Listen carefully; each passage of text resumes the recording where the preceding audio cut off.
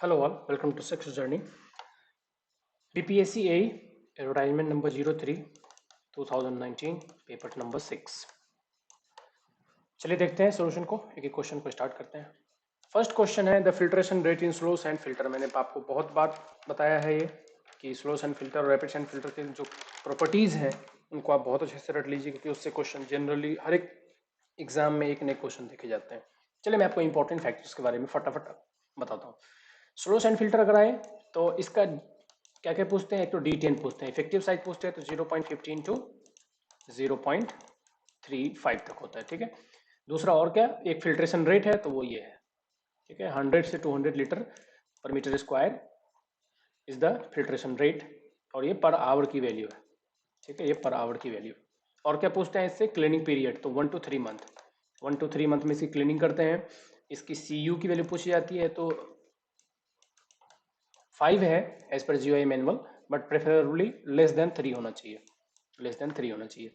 और क्या पूछते हैं, किसके लिए डिजाइन होता है, तो मैक्सिमम डेली डिमांड के लिए डिजाइन होता है, मैक्सिमम डेली डिमांड के लिए डिजाइन किया जाता है इसको, और 10 ईयर्स के लिए डिजाइन किया जाता है, ठीक है। रैपिड सैंड फिल्टर में कितना होता है, सॉरी हाँ, रैपिड सैंड फिल्टर में 3000 टू 6000, मतलब इसका कितना टाइम्स, 30 टाइम्स, ठीक है। नेक्स्ट है the maximum filtration head in slow sand filter. Maximum filtration head मतलब कि जब हेड का डिफरेंस काफी बढ़ जाए, जब फिल्टर को क्लीन करने की जरूरत पड़ती है, वो कितना होता है। तो इसके दो क्लॉज हैं, अगर आप पढ़ेंगे तो फिल्ट्रेशन हेड या तो 75 सेंटीमीटर से एक्सीड कर जाए, मतलब जो आउटपुट हेड है वो और इनपुट हेड है उसके बीच में का डिफरेंस अगर 75 से ज़्यादा हो जाए तो, या फिर फिल्टर मीडिया जो है उसका 65 टू 85% हो जाए, तो ये हो जाए सेकेंड ऑप्शन। और अगर हम रैपिड सैंड फिल्टर की बात करें तो उसमें कितना है 2.5 टू 3 मीटर, 2.5 टू 3.5 मीटर, इसका अगर डिफरेंशियल हेड हो जाए दोनों तरफ का डिफरेंस, तो हम क्लीन करते हैं by back washing 2 to 5% of the back wash water, filtered water, ठीक है। नेक्स्ट है 5 day BOD is carried out at which temperature. BOD test होता है बायोकेमिकल ऑक्सीजन डिमांड, 5 डेज का टेस्ट होता है। इसको टेस्ट कितने पे करते हैं ये पूछा है, तो 20 डिग्री सेल्सियस पे इसको टेस्ट किया जाता है। और याद रखिए जो 5 डे का BOD टेस्ट होता है वो होता है कितना परसेंट, 68% ऑफ टोटल BOD या फिर अल्टीमेट BOD। और 10 डेज में कितना होता है, 90%। BOD 10 अगर हम लिखे यहाँ पे तो BOD 10 होता है 90%, तो यह आ जाएगा 20 डिग्री सेल्सियस। नेक्स्ट है minimum level of dissolve oxygen required for survival of fish. हमने डिस्कस किया था कितना होता है 4 ppm, 4 mg पर लीटर। इससे कम अगर है तो एक्वेटिक लाइफ सर्वाइव नहीं कर पाएगा। नेक्स्ट है the average depth of trickling filter. Trickling filter की एवरेज डेप्थ कितनी है। देखिए ट्रिकलिंग फिल्टर क्या है कि ये सेकेंडरी ट्रीटमेंट में काम में आता है, और ये अगर ट्रिकलिंग फिल्टर है तो ये एरोबिक कंडीशन की तरह, मतलब स्प्रे करते हैं, हम इसको स्प्रे करते हैं रोटरी के साथ सीवेज को, और वहां से डिकम्पोज होता है जो बैक्टीरिया उसको ईट करता है और डिकम्पोजिशन होता है। यहाँ पूछा एवरेज डेप्थ कितना होता है, तो देखिए एवरेज डेप्थ की अगर हम बात करें तो एवरेज डेप्थ होता है, अगर स्टैंडर्ड भी, अगर स्टैंडर्ड ट्रिकलिंग फिल्टर जो होता है यहाँ पे दिया नहीं हुआ स्टैंडर्ड है या हाई रेट है, तो स्टैंडर्ड की बात करें तो 1.8 टू 3 मीटर का हाइट होता है, और अगर हाई रेट ट्रिकलिंग फिल्टर की बात करें तो होता है 0.9 टू 2.5। तो यहाँ पे रेंज है, तो ये रेंज होना चाहिए मेरे हिसाब से सही, 1 to 3 मीटर। नेक्स्ट है in drinking water minimum level of residual chlorine, तो एज पर S10 500, ये टेबल आप जितने अच्छे से याद कर सकते हो आप कर जाओ, क्योंकि ये सब कुछ की लिमिट है इसमें। वाटर के अंदर जो वाटर सप्लाई है ड्रिंकिंग वाटर के लिए, उसमें कौन सी चीज़ें कितनी होनी चाहिए। कलर के लिए कितना है 5, ये है अलाउबल, मतलब जो एक्सेप्टेबल वैल्यू, और ये है कॉज रिजेक्शन वाली वैल्यू, इससे ऊपर है तो रिजेक्ट हो जाएगा, बट ये है डिजायरेबल वैल्यू। तो कलर के लिए दोनों की लिमिट अलग अलग है, 515। ऑर्डर के लिए एग्रीएबल एग्रीएबल होना चाहिए। पीएच के लिए कितना है 6.5 टू 8.5, मतलब 6.5 से नीचे अगर है तो एसिडिक माना जाएगा, 8.5 से ऊपर है तो बेसिक माना जाएगा, इसके बीच में चलेगा। और ऊपर के लिए कोई रिलैक्सेशन नहीं है, ना ही नीचे के लिए कोई रिलैक्सेशन है, ना ही ऊपर के लिए। टेस्ट में एग्रीएबल होना चाहिए। टर्बिलिटी एनटीयू में है मैक्सिमम कितना होना चाहिए 1, मतलब एग्रीएबल 1, और रिजेक्शन के लिए 5। TDS की वैल्यू 500 एंड 2000, ये बहुत इंपॉर्टेंट है, इसको आप रट जाओ क्योंकि एग्जाम में पूछे जाते हैं। बाकी जो है इसके अलावा वो सब कभी कभार पूछे जाते हैं, जैसे कि इसमें से देखते हैं टोटल अल्कलिनिटी की वैल्यू पूछी जाती है एस कैल्शियम कार्बोनेट CaCO3 के, तो 200 एक्सेप्टेबल वैल्यू है, 600 रिजेक्शन के लिए है। हार्डनेस की वैल्यू पूछी जाती है तो 200 और 600, तो अल्कलिनिटी और टोटल हार्डनेस यहाँ पे याद रखना है आपको। जिंक की वैल्यू कभी कभार पूछी जाती है तो 5 और 15। Next aluminium, ammonia, barium, boron, calcium, कुछ भी पूछ सकते हैं, पूछने को तो कुछ भी पूछ सकते हैं, बट फ्रिक्वेंटली जो पूछा जाता है नेक्स्ट है क्लोराइड। क्लोराइड कितना होना चाहिए HCl 250 इसकी एक्सेप्टेबल वैल्यू है और रिजेक्शन वैल्यू है 1000। नेक्स्ट है फ्लोराइड। फ्लोराइड की वैल्यू 1 और मैक्सिमम 1.5। 1.5 से ऊपर किसी भी हाल में नहीं होना चाहिए। क्वेश्चन में हमारा ये पूछा कि फ्री रेजिडुअल क्लोरीन कितना होना चाहिए।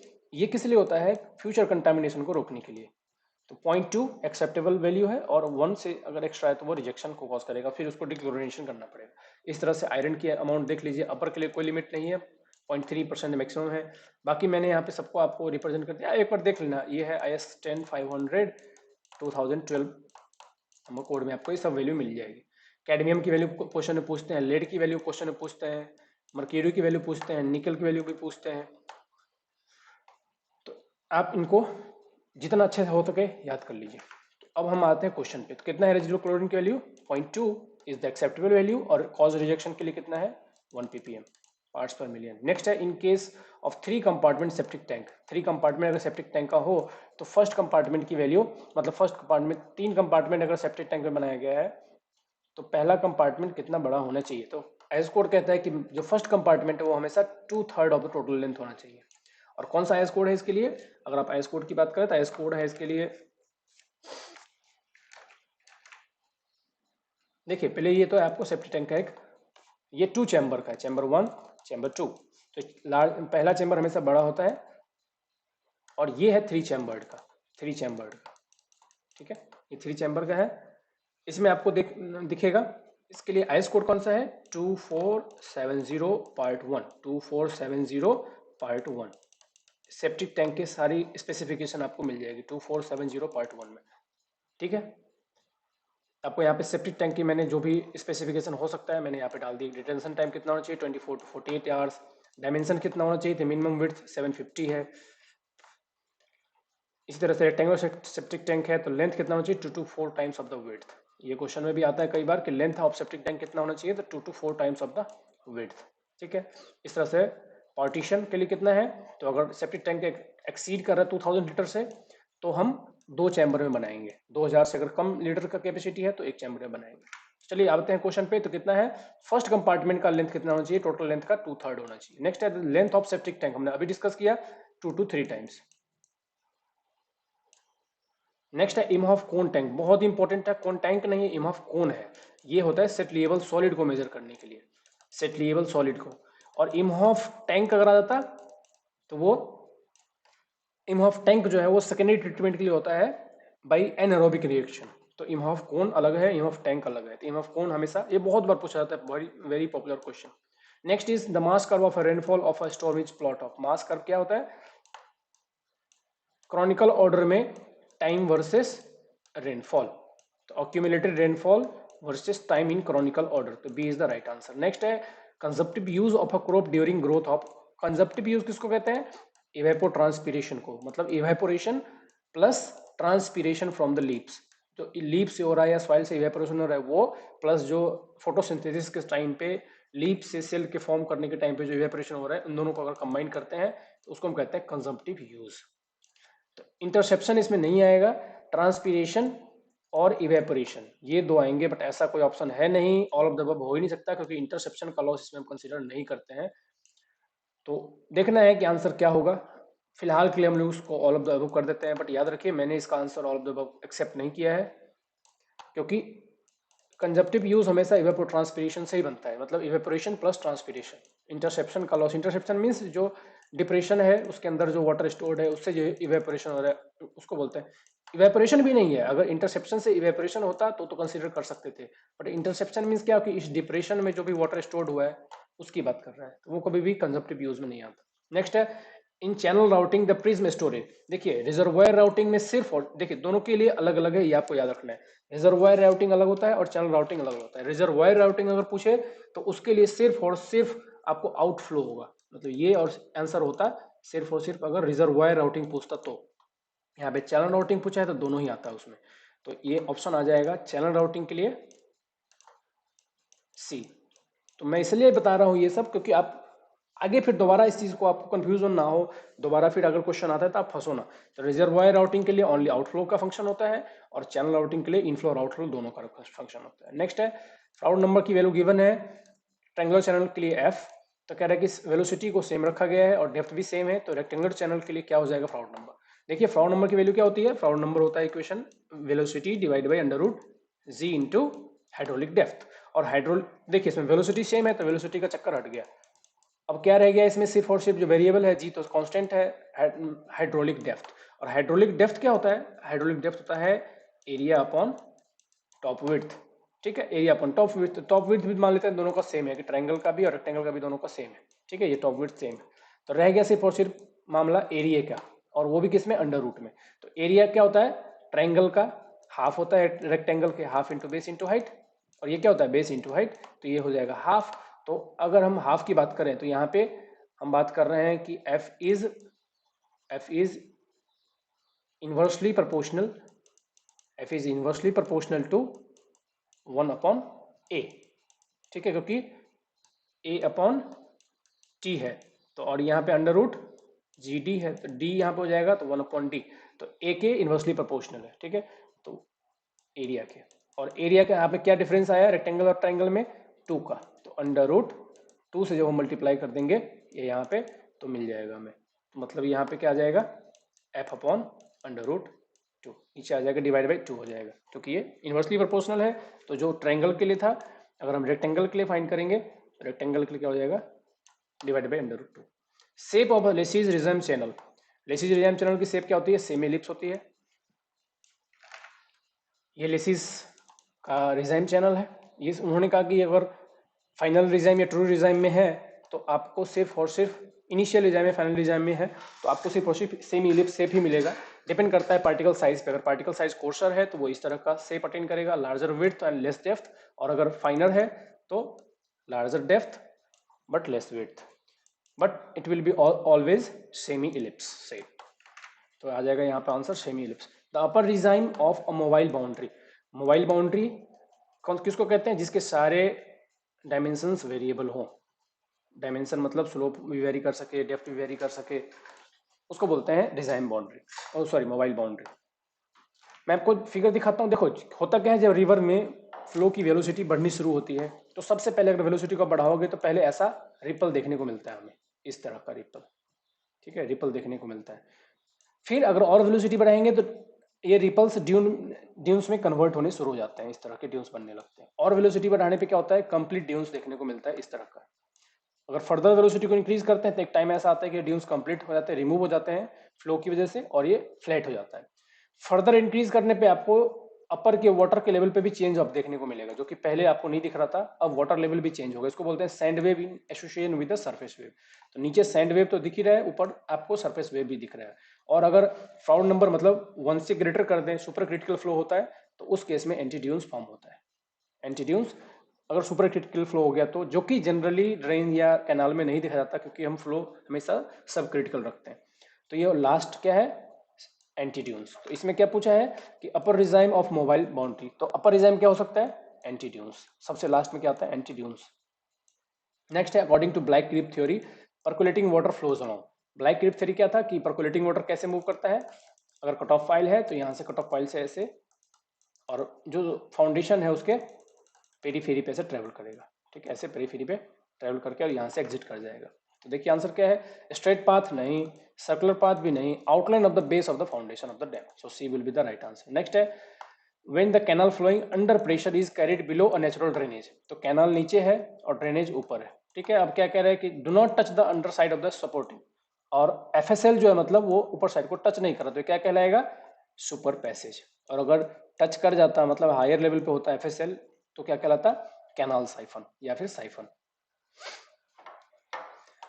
ओके, नेक्स्ट है अ डिफिशिएंट सेडिमेंट इन फ्लोइंग वाटर। यहाँ पे डिफिशिएंट है उसको डिग्रेडिंग बोलेंगे, और अगर एग्रेडिंग मीन्स क्या होता है, सिल्टिंग, जहाँ पे सिल्टिंग होती है उसको एग्रेडिंग बोलते हैं, जहाँ पे सिल्ट की डिफिशियंसी होती है उसको हम डिग्रेडिंग बोलते हैं। और मेंडरिंग में क्या होता है, एस शेप ट्रेवल करता है। और कट ऑफ में क्या होता है कि ये ज्यादा जब मेंडरिंग होने लगता है तो यहाँ से पाथ ये स्ट्रेट कर लेता है, यहाँ से कट करके स्ट्रेट चला जाता है रिवर, मतलब ये पोर्शन कट जाएगा।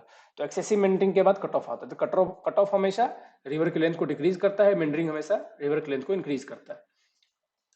और इसके लिए सबसे बड़ा कॉज कौन सा है, क्वेश्चन में बहुत बार पूछते हैं, तो डोमिनेंट डिस्चार्ज, डोमिनेंट डिस्चार्ज कई बार पूछते हैं question. Next according to classification of head on operating head of turbine, the head of medium head turbine. Medium head turbine जो है उसके लिए हेड की वैल्यू कितनी है।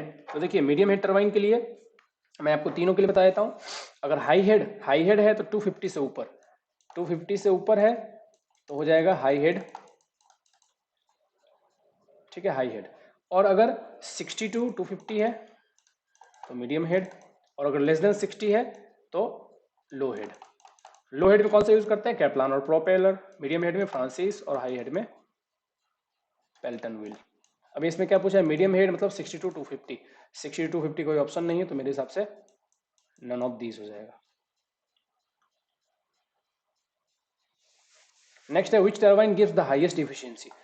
देखिए वैसे तो हाईएस्ट इफिशियंसी डिपेंड करता है बहुत सारी चीज़ों पे, डिस्चार्ज पे, उसकी पावर पे, इन सब बातों पे, बट फिर भी अगर हम सिर्फ और सिर्फ स्पेसिफिक स्पीड को कंसीडर करें तो हमें आंसर मिलता है कैप्लान।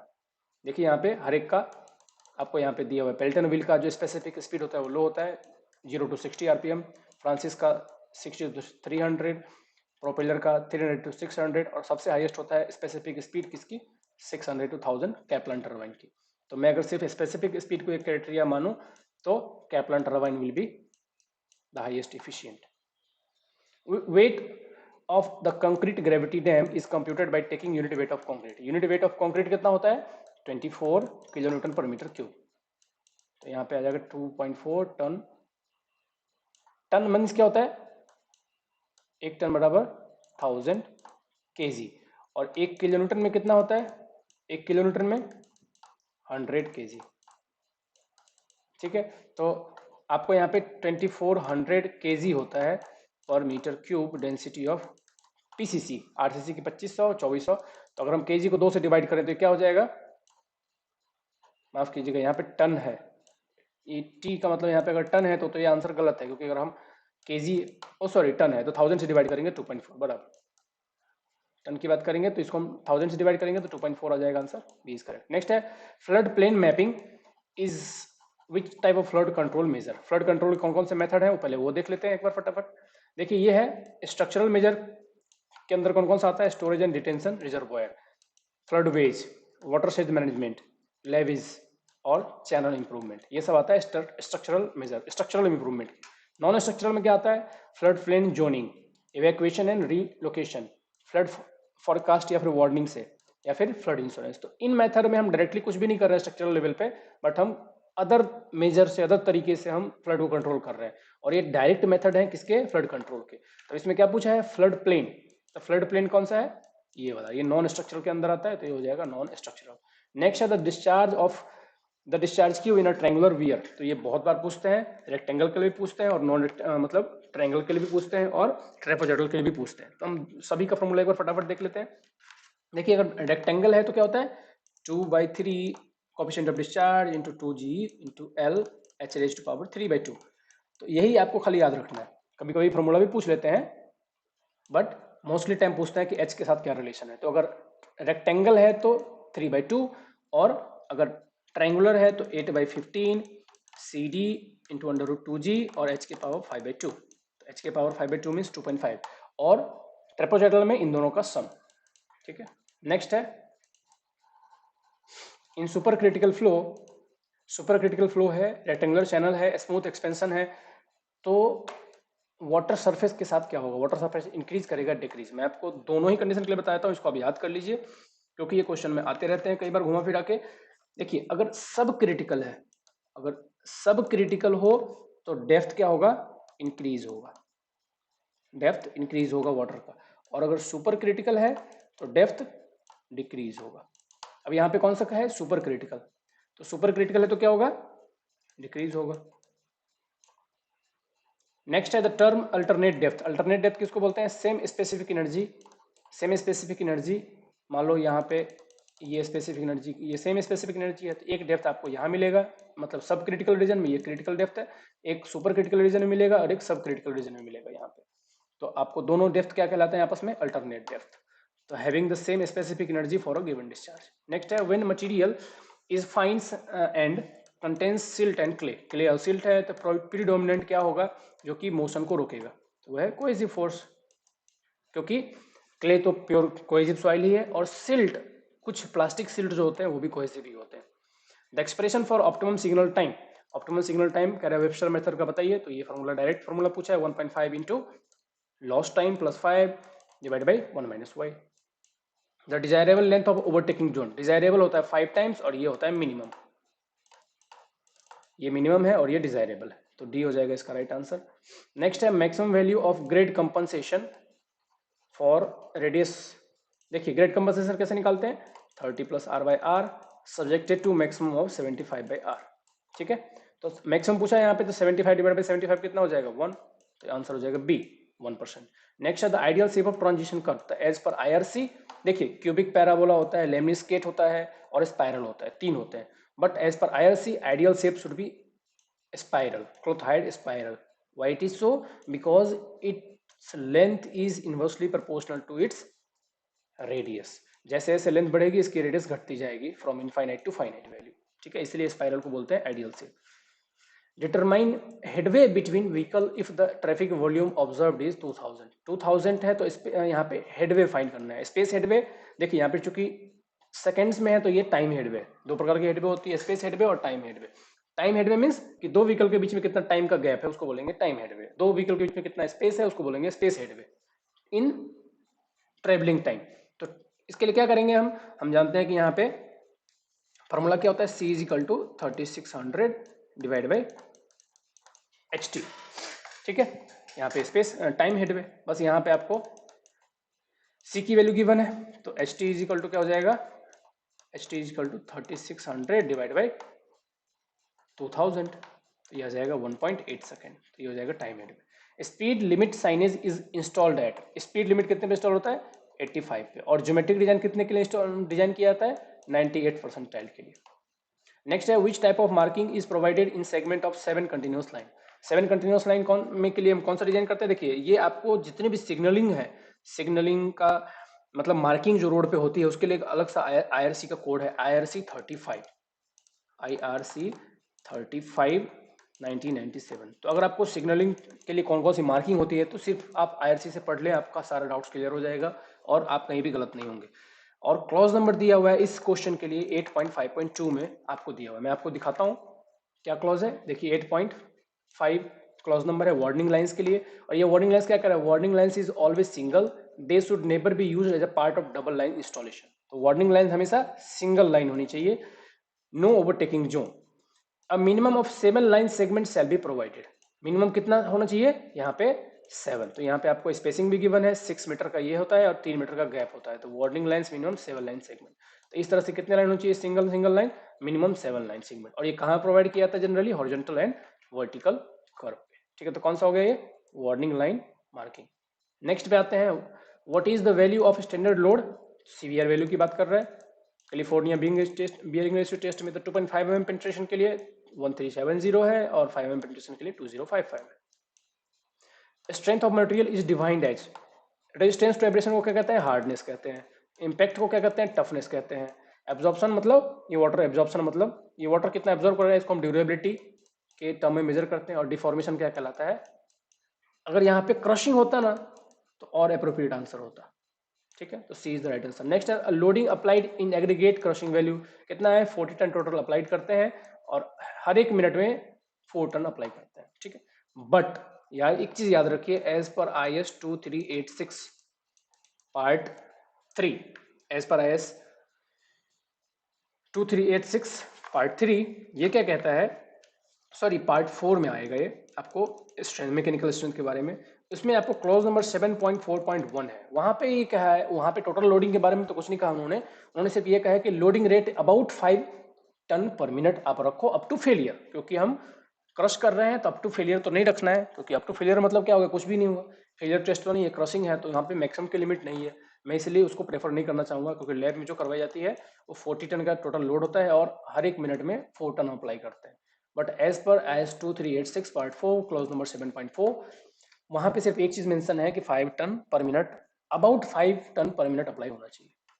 नेक्स्ट है penetration test of bitumen carries out at which temperature. Penetration test आपको पता है 25 डिग्री सेल्सियस पे करते हैं, और जो निडल होता है उसका वेट होता है 100 ग्राम, 5 सेकंड्स के लिए उसको छोड़ते हैं और जो भी वैल्यू आती है उसकी 1/10 ऑफ मिलीमीटर में रिप्रेजेंट करते हैं। नेक्स्ट है there are 5 vehicles observed at a section of highway all vehicles are moving with the speed of 80 kmph। तो कह रहे हैं डिटरमाइन स्पेस मीन स्पीड। देखिए टाइम मीन स्पीड क्या होता है, टाइम वाइज स्पीड की मीन मतलब अगर 5 है तो अगर इसकी मीन टाइम मीन स्पीड पूछा होता तो क्या होता 80 इंटू 5 डिवाइड बाई 5 मतलब 80। तो टाइम मीन स्पीड इसका 80 हो गया। और यहाँ पे पूछा है स्पेस मीन स्पीड, तो स्पेस मीन क्या होता है डिस्टेंस, डिस्टेंस का एवरेज। टाइम मीन स्पीड में स्पीड का एवरेज और डिस्टेंस मीन स्पीड में, यहाँ पे स्पेस मीन स्पीड में आपको स्पीड का एवरेज लेना है, लेकिन आपको स्पेस मीन स्पीड यहाँ पे डिस्टेंस कंसीडर करके फाइंड करना है। पहले वाले में हमने टाइम कंसीडर करके किया, लेकिन स्पीड मीन स्पीड में आपको स्पेस वाले में आपको डिस्टेंस कंसीडर करके करना है। तो ये कैसे फाइंड करते हैं, नंबर ऑफ व्हीकल, तो 5 divide by 1 upon velocity of all the vehicles जितने भी हैं। तो यहाँ पे 5 व्हीकल हैं तो सबको ऐड करेंगे तो ये हो जाएगा 5/80। तो जब हम इसको ऊपर को 80 ले जाएंगे ऊपर तो 80 5 कैंसिल आउट, तो ये बचेगा 80 kmph। तो 38 का हो गया बी। चलिए नेक्स्ट चलते हैं 39 पे। Determine the plasticity index if the liquid limit, और प्लास्टिक लिमिट गिवन है बहुत इजी है, 40 - 20 कर दो, WL - WP तो आ जाएगा 20%। नेक्स्ट है determine space mean speed if observed time mean speed is 60। Observe time mean speed दे रखा है, टाइम मीन स्पीड आपको गिवन है 65 और फाइंड करने को कह रहा है स्पेस मीन स्पीड फाइंड करो। और क्या दिया हुआ है, स्टैंडर्ड डेविएशन दिया हुआ है, standard deviation of observe time mean speed is इतना।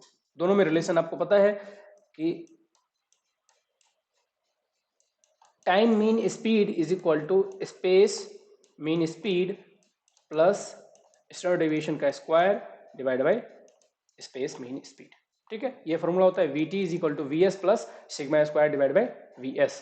यहाँ पे आपको क्या क्या गिवन है, यहाँ पे आपको टाइम मीन स्पीड VT की वैल्यू गिवन है और सिग्मा की वैल्यू गिवन है, आपको VS फाइंड करना है। तो ये क्वाड्रेटिक इक्वेशन बनेगा, क्वाड्रेटिक इक्वेशन का सॉल्यूशन 2 आएगा, पहला सॉल्यूशन आएगा 63.98, दूसरा आएगा 1.01। तो यहाँ पे 63.85 का आंसर करेक्ट है। Next, the number of vehicles observed in successive 10 minute period is इतना। 10 मिनट के पीरियड का आपको नंबर ऑफ व्हीकल का डेंसिटी गिवन है, कितने व्हीकल पास हुए।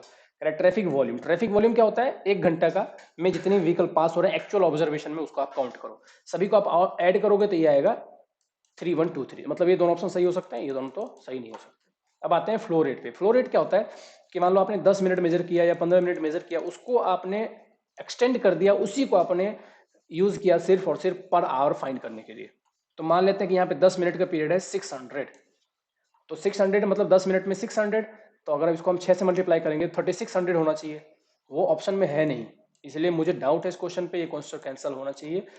एक्चुअली फ्लो रेट कितना आएगा 3600, तो 3123 और 3600 आना चाहिए, बट यहाँ पे कोई अप्रोप्रिएट आंसर नहीं है, इसलिए मैं ये क्वेश्चन आप लोगों पे छोड़ता हूँ कि आप ऑप्शन ए पे जाओगे या ऑप्शन बी पे जाओगे। बट मेरा काम था, मैंने आपको सही चीज बताया कैसे फाइंड करते हैं। ठीक है, तो फ्लो रेट हमेशा एक इंटरवल से हमेशा मल्टीप्लाई करके फाइंड की जाती है। 10 मिनट है तो 6 से मल्टीप्लाई करो, 15 मिनट आपने ऑब्जर्व किया है तो उसको 15 से 4 से मल्टीप्लाई करके निकालो, 30 मिनट पे ऑब्जर्व किया आपने तो 2 से मल्टीप्लाई करके फाइंड करो। और ट्रैफिक वॉल्यूम क्या होता है, एक्चुअल एक घंटे में आपने जितना मेजर किया है उसको सबको ऐड करके फाइंड करो। तो ए या बी में से आपने जो भी मार्क किया हो आप देख लेना, क्योंकि मेरे हिसाब से क्वेश्चन गलत है। Next, dowel bar and tie bar are provided in which type of pavement. आपको पता है डोवेल बार और टाई बार हमेशा रिजिड पेमेंट में प्रोवाइड होते हैं, और किस तरह से प्रोवाइड होते हैं, ये रहा डोवेल बार और टाई बार का अरेंजमेंट। ये रोड है, इस तरह से रोड जा रहा है, इसके लॉन्गिट्यूडनल डायरेक्शन, ये है लॉन्गिट्यूडनल स्टील, लॉन्गिट्यूडनल स्टील है, और ये है इसके ट्रांसवर्स स्टील। ठीक, अब इसमें टाई बार्स क्या है, ये है टाई बार्स, ये आप देख रहे हो बीच में जो इंटरसेक्शन है यहाँ पे, ये टाई बार्स है। टाई बार हमेशा दो स्लैब की जॉइंट को मान लीजिए यहाँ से दो स्लैब अलग अलग हो रहे हैं, आगे का स्लैब है और ये पीछे का स्लैब, तो इसको ज्वाइंट करने के लिए हमेशा टाई बार यूज होता है। तो ये लोड कैरिंग बार्स होते हैं। और जो बाहर निकला होता है रोड के साइड में, आपने देखा होगा यहाँ पे ये कटिंग बाहर निकला होता है रोड में, ये कौन से हैं, ये हैं डबल बार्स, सॉरी ये है टाई बार्स, जो बाहर निकला हुआ है ये टाई बार्स है, ये जो यहाँ पे दिख रहा है आपको ये टाई बार्स है, और ये है डबल बार्स, माफ कीजिएगा, जो स्लैब को कनेक्ट करने के लिए होता है उसको बोलते हैं डोवेल बार्स, डोवेल बार्स इस तरह से। और जो ये लॉन्गिट्यूडनल डायरेक्शन में दो स्लैब को कनेक्ट करने के लिए होता है, मतलब यहाँ पे इस तरह से, इसको बोलते हैं हम टाई बार्स। तो टाई बार सिर्फ टाई करने के काम में आता है, उसको लोड कैरिंग हम डिजाइन नहीं करते हैं, बट डोवेल बार्स को हमेशा हम लोड कैरिंग की तरह डिजाइन करते हैं। ठीक है, तो ये किसमें यहाँ पूछा है किसमें प्रोवाइड किया जाता है, तो रिजिड पेमेंट में प्रोवाइड किया जाता है। नेक्स्ट है incremental increase method. Incremental increase में क्या होता है कि रेट ऑफ ग्रोथ है वो हमेशा कांस्टेंट नहीं रहता है, जैसे कि ज्योमेट्रिक मेथड में या फिर अर्थमेटिकल मेथड में फिक्स रहता है ग्रोथ रेट, इसमें फिक्स नहीं रहता, उसको चेंज करते हैं। तो ये किसका कॉम्बिनेशन है? ये दोनों का कॉम्बिनेशन है। हम कैसे फाइंड करते हैं इसमें? इसमें हम दोनों का मेथड, जो दोनों के फॉर्मूले अर्थमेटिक और ज्योमेट्रिक का, उसको कंबाइन कर देते हैं। मतलब P N is equal to P not plus N raise to power N X bar, मतलब average N into N plus one, N into N plus one divide by two into Y bar. ये दोनों का combined हो गया, ये arithmetic का combined हो गया, ज्योमेट्रिक का कंबाइंड हो गया। तो ये कहलाता है दोनों का कॉम्बिनेशन। ये इसकी जो वैल्यू आती है वो अर्थमेटिक और ज्योमेट्रिक के बीच में आती है हमेशा। ज्योमेट्रिक मेथड हमेशा सबसे ज़्यादा हाईएस्ट देता है, अर्थमेटिक कम से कम देता है, और इंक्रीमेंटल इंक्रीज मेथड इन दोनों के बीच की एक वैल्यू देता है। Rotary boring method is use for drilling. Rotary boring method है वो किसके लिए यूज होता है? ये हार्ड रॉक की सैंपलिंग के लिए यूज होता है। नेक्स्ट है economically feasible depth of an open well. मेरे हिसाब से तो 15 मीटर के आसपास होता है, 10 to 15 मीटर्स, बट यहाँ पे कोई ऑप्शन नहीं है, तो 30 metre will be the right answer. मुझे इस क्वेश्चन पर डाउट है, क्योंकि जो फिजिबल डेप्थ ओपन वेल जो होता है इसकी स्टेबिलिटी की इशू होती है। अगर हम ओपन कट बनाते हैं तो ओपन, अगर आप डेप्थ ऑफ टेंशन करें कट वाइज से ज़्यादा डेप्थ बनाएंगे तो ये कोलैप्स हो जाएगा। तो जनरली जो भी नॉर्मली जो सॉइल मिलता है उसके लिए मैक्सिमम डेप्थ 15 मीटर तक होता है। ऑप्शन में नहीं, यहाँ पे 30 मीटर में भी द आंसर, बट आप लोग इसको देख लेना। नेक्स्ट है in Indian condition how much quality of water is sufficient for fire, कितना क्वांटिटी सफिशियंट है फायर फाइटिंग के लिए? तो ये जनरली 1 लीटर पर पर्सन पर डे सफिशियंट होता है। जनरली आईएस कोड क्या कहता है कि 1800 लीटर पर मिनट का सप्लाई आपके पास होना चाहिए अगर आपकी पॉपुलेशन सिटी की 50,000 तक है। नेक्स्ट है which parameter is not coming under physical examination. Physical examination में से कौन सा नहीं? कलर आता है, ऑर्डर आता है, टेस्ट आता है, कोलिफॉर्म बैक्टीरिया नहीं आता, जो कि फिशल वेस्ट से मिलता है। नेक्स्ट है artisan aquifer exhaust below. Artisan means confined aquifer के ऊपर जो वेल मिलता है, एक्यूफर मिलता है, उसको बोलते हैं हम कन्फाइंड एक्यूफर के ऊपर आर्टिशियन वेल वहीं पे इंसर्ट किया था जहाँ पे आर्टिशियन एक्यूफर होता है। नेक्स्ट है what is water is known as acidic if the pH is. अभी हमने डिस्कस किया था जब हमने फर्स्ट क्वेश्चन किया था कि एसिडिक वैल्यू की मतलब पीएच की वैल्यू कितनी होनी चाहिए ड्रिंकिंग वाटर में? 6.5 टू 8.5। तो लोअर रेंज क्या है? 6.5। तो 6.5 से कम अगर है तो एसिडिक माना जाएगा, और 8.5 से ज़्यादा है तो बेसिक माना जाएगा। बट नॉर्मली हम जानते हैं कि 7 से ऊपर है तो बेसिक है, 7 से नीचे है तो एसिडिक है। But for drinking water as per IS 10500 6.5 यहाँ पे सही आंसर। नेक्स्ट लास्ट क्वेश्चन है the effective size of sand filter media. मैंने फर्स्ट क्वेश्चन में भी बताया था। अब यहाँ पे किसके लिए पूछा है? रैपिड सैंड फिल्टर के लिए। स्लो सैंड फिल्टर के लिए 0.15 टू 0.35, और रैपिड सैंड फिल्टर के लिए 0.35 टू 0.6 mm। ये सब mm में है। अब देख लीजिए यहाँ पे 0.35 टू 6 कौन सा है? ये तो ऑप्शन है नहीं, ये ऑप्शन भी आपको पता नहीं क्या है, बीपीएससी वालों ने क्या दिया, ये ऑप्शन भी पता नहीं क्या दिया है। तो मेरे हिसाब से इसमें नॉन ऑफ दीज होना चाहिए, क्योंकि 0.35 टू 6 ऑप्शन में नहीं है। कोई बोलेंगे कि भाई ये सर इसके रेंज में आता है, मैं मानता हूँ इसके रेंज में आता है, बट ये अपर रेंज यहाँ पे सेटिस्फाई नहीं कर रहा, यहाँ पे लोअर रेंज सेटिस्फाई नहीं कर रहा। ठीक है, तो मेरे हिसाब से इसके लिए इसका आंसर होना चाहिए नन ऑफ दीज। ठीक है, thank you all, thanks for the watching. मिलते हैं हम लोग नेक्स्ट वीडियो में। Thank you.